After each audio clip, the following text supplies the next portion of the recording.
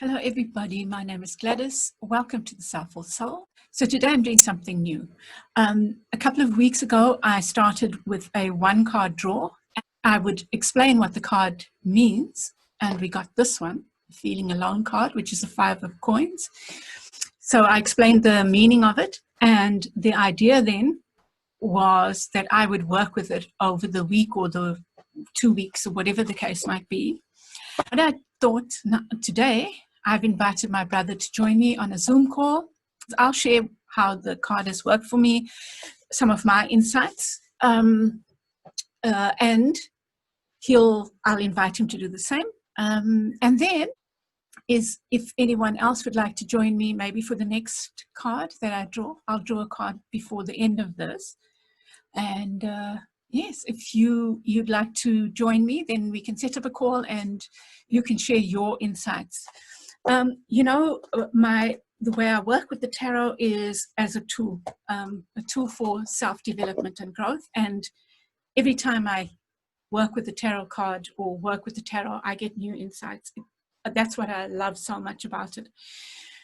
And that's what I would like to encourage you to do as well, is work with the cards. Don't only look for them to appease you or to find answers, like prediction and stuff like that. I try to avoid that as much as possible because I kind of goes against my spiritual principles. Or let me know if you'd like to do this work with me alongside me for the next week. I'm going to try to do these weekly. And the problem is that, I work from home and I don't make income from this. So, I have to supplement it with other work. So when other work comes in and, like I'm at home, I don't really have help at the moment. And, I have other commitments, should I say. I have other commitments, and so I can't always do it, but I will definitely try to, I think, do the one card draw every week and the pick a card reading. I'll try to make them weekly, I promise. You've probably noticed that my hair is decidedly shorter and bushier. Well, I was sick of the split ends and the untidiness, and so I decided to cut it myself. I didn't do a good job. So we'll see what happens, what it decides to do, if it behaves in a respectable manner, whatever that is. And I'll decide whether I need to, I will have to go to a hairdresser soon. Yeah. In the meantime, well.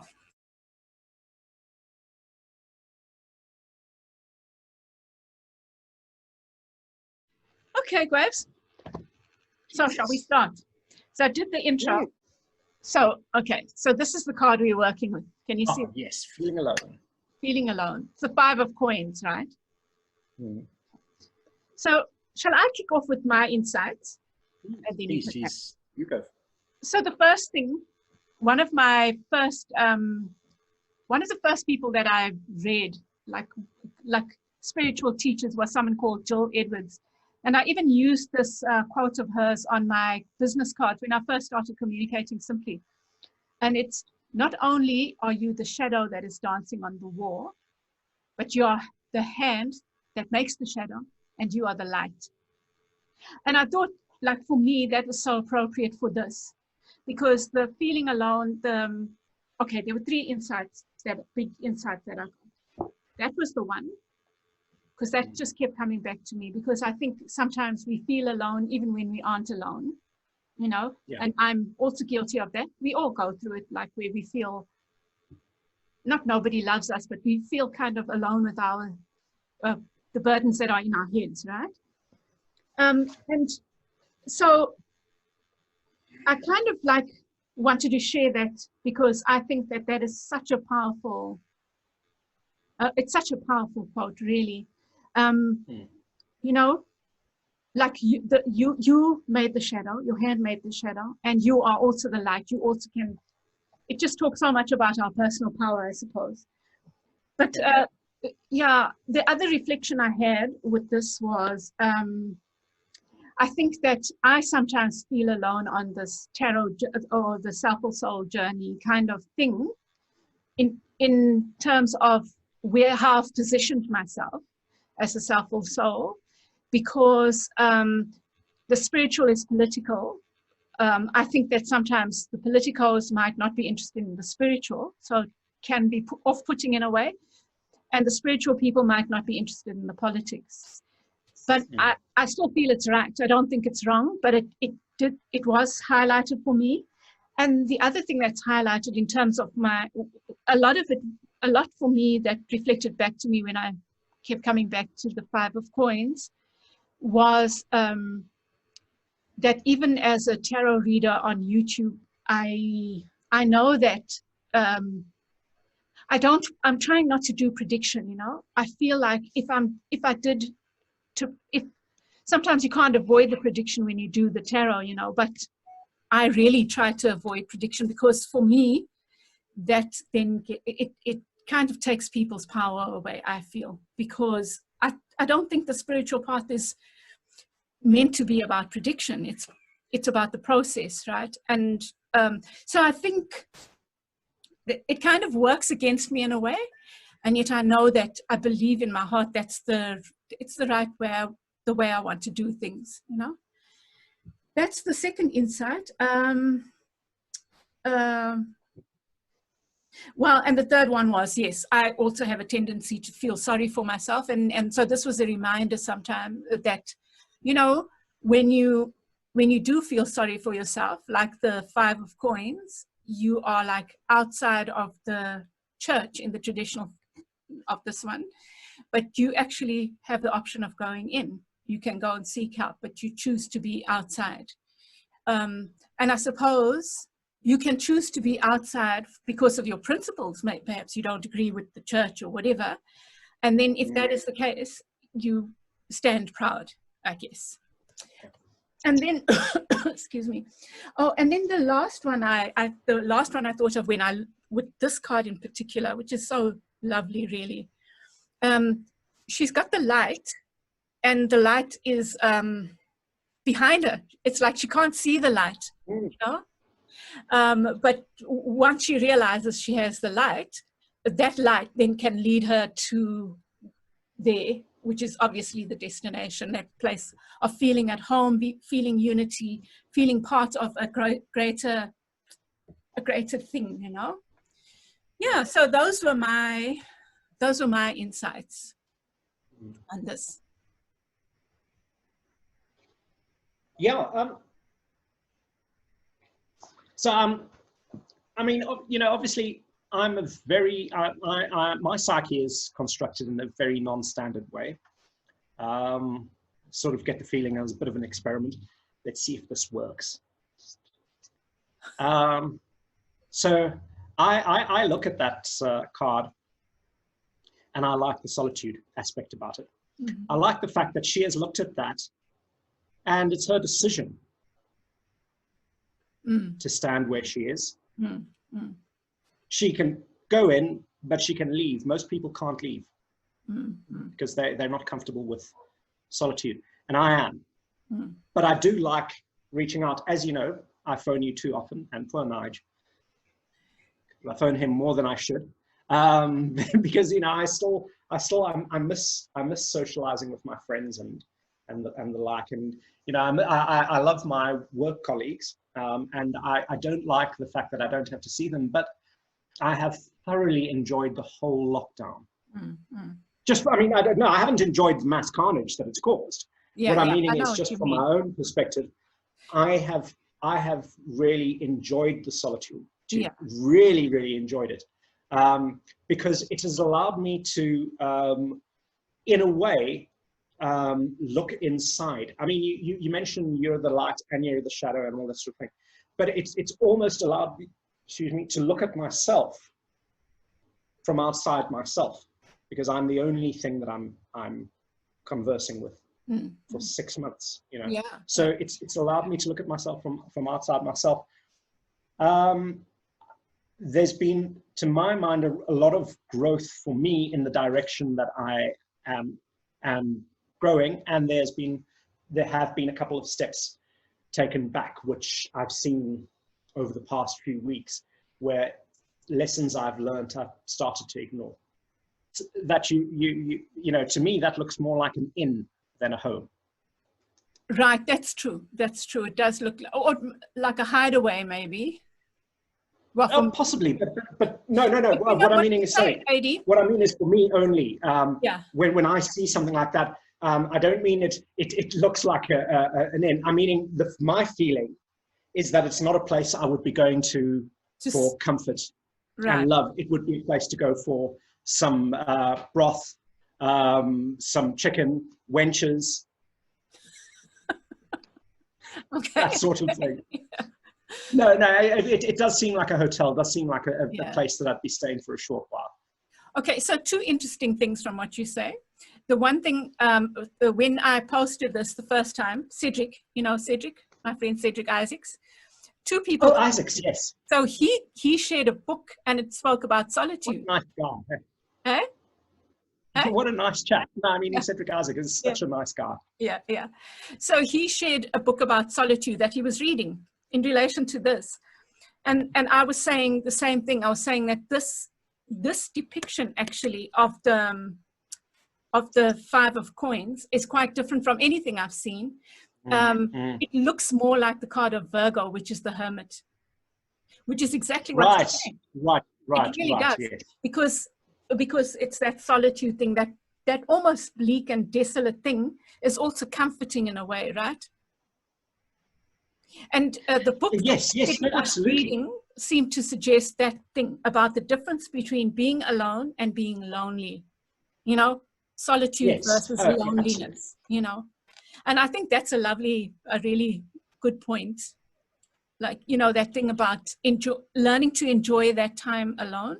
I mean, we're all different. And like you say, we are all different. We're all but, you know, some enjoy that time alone more than others. Oh, yeah. But you are saying, in particular, you actually did so much introspection in the time, learning and growing and looking at yourself, hermiting in the real way. Yes, but, geez, and this is the proviso, and this is what I was talking about. In the past few weeks, I've found myself regressing, unlearning lessons that I had learned in the past. Right. And that's my point about the inn. It is actually getting to be the time that I do need to go back into the inn for a while, because I think if I don't, I will start unraveling a lot of the stuff that I had done. I'm starting to do things. I think I mentioned, for example, the Syrian. Not Syrian man, the explosion in where was it? Beirut, Lebanon. Yeah, the explosion in the port there, and there were other things as well. You know, also people around here, they're sort of homeless people and the like, not a lot, but in this area. Now I started feeling guilty about things I couldn't control. And that, as you know, for me was the starting point of this new spiritual journey for me had been the realization that feeling guilt for things I can't control is a recipe for disaster. And yet I've started to feel it again. And you know, that was when I realized, oh, wait a minute, I'm having difficulty meditating as well, whereas I didn't 3 months ago. I'm not remembering my dreams, and I started having problems with the taxes and so on. I mean, well, let's, you know, a whole lot of other stuff. But that's also because there's so much going on for you right now. There's so much change, right? There is. It may well be that, Jesus. What may well be that there's so much change. But the thing is, you know, I do, when I look at the picture. So for me, it is the solitude rather than the loneliness. But at the same time, that inn, what I call the inn, rather, is starting, it does look inviting, right. but for that short period of time, yes, you know, that I need to recharge. okay. Or else I can tell you now that the exploration of my shadow has stopped. Yeah, but I can't even see it anymore. yeah, I think that's part of the spiritual journey, don't you think? Like that in and out, that flow, and you know, like it's always like this. Yes. Yeah. No. But the joke I made about punctuality, you know, I felt that I'd gone into a nice consistent phase. Right. And I'm feeling that to find that again. So what would be your thing? I do need to leave. Oh, okay. You do need to leave the safe space. This move is actually coming at the right time. It is very necessary.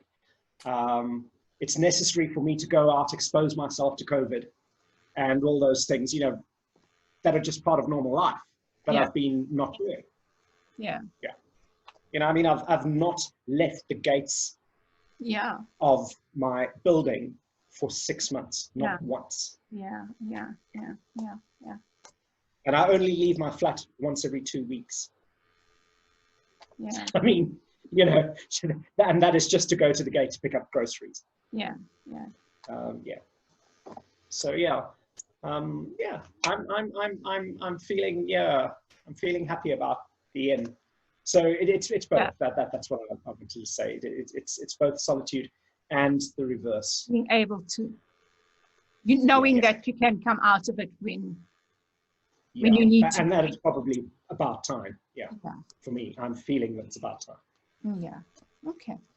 Cool, Ed. So the plan now is for me to pull another card for the next weekly. Well, I'm going to try to make it weekly now. And then I will just talk about what the card generally means.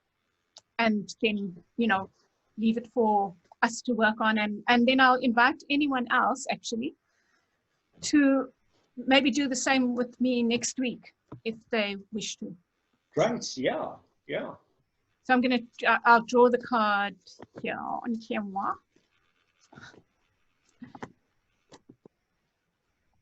Okay, so it's the Hierophant. In reverse. In reverse. So, well, we can okay. look at it however it works for us. Yeah, I'm both, but yeah. You know, the first thing that I notice is that it's a 5, like the 5 points. And 5s are associated with change. And you know, the last reading, everyone had I think 3 of the 4 had the Judgment card. So like rebirth. So I think there's a lot of that, lots of change happening at the moment. And so with the Hierophant does talk about traditional knowledge and traditions, basically, you know, like it can talk about church, it can talk about institutions of learning. And here in this, or like even a guru or someone, he's the high priest, but he's more traditional and more the yang of if you see the high priest and the high priestess is more inward and her knowledge is hidden, whereas the Hierophant's knowledge is out there, it's more available, it's book knowledge, it's accessible. So perhaps, well, we can all reflect on this card. I will most certainly reflect on it. It's not one of my favorite for some reason. I don't know why. And perhaps that's what I will explore, is what is it about the high priest, the Hierophant, that eludes me or doesn't make me jump for joy when I see the card. I don't feel upset or anything, but it doesn't, you know, like if I get the Hermit, that just feels wonderful. If I get the Devil, oh yay, inner work, yes. Or if I get Tower, Death in the Tower, celebration. The Tower, Chaos Magician's favorite card. Yeah. Yeah. So anyway, so that's our card for the week ahead. Oh, no, that's wonderful. So, yeah. No. So anyway, Adi, thank you for being my guinea pig, because I think that either you and I can carry on these, but I would like to invite others. Like I know Cedric and Chantal, I hope I'm sure watch this, and either one of them can also join in this one. And then maybe at some stage we can have a group discussion. I don't want these to end up being too long, you know. That's why I'm... No, absolutely. Yeah, nice bite-sized. Yeah, absolutely. Yeah. No, thanks, Jeez. Thank you very much. But you and I can carry on chatting. Yeah. So thank you, everybody. I hope you get some insight from this. I'm looking forward to it. You know, mainly because it is a mystery to me, you know. Why, I guess, as I've said it now, just as I've said it, I realized I get such neutral feelings from the Hierophant. So I'm going to discover why. So that will be my exploration, and you can have your own. But thank you, and I hope you enjoy. Bye. Cheers for me too.